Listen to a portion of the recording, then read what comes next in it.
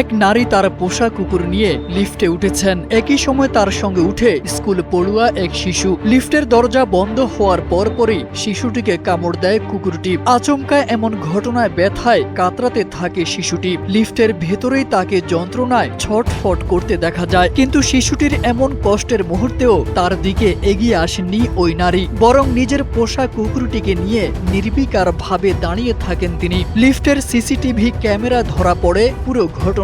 পরে সেই ভিডিও সামাজিক যোগাযোগ মাধ্যমে ছড়িয়ে পড়লে শুরু হয় তীব্র সমালোচনা। অনেকে ঘটনাটিকে অমানবিক বলে মন্তব্য করেছেন। পোষা প্রাণীর প্রতি ভালোবাসা অবশ্যই প্রশংসনীয়, তবে সেই ভালোবাসার পাশাপাশি মানুষের প্রতি দায়িত্ববোধ ও সহমর্মিতাও জরুরি। একটি শিশুর এমন কষ্টের মুহূর্তে তার পাশে দাঁড়ানোই তো মানবিকতার পরিচয়।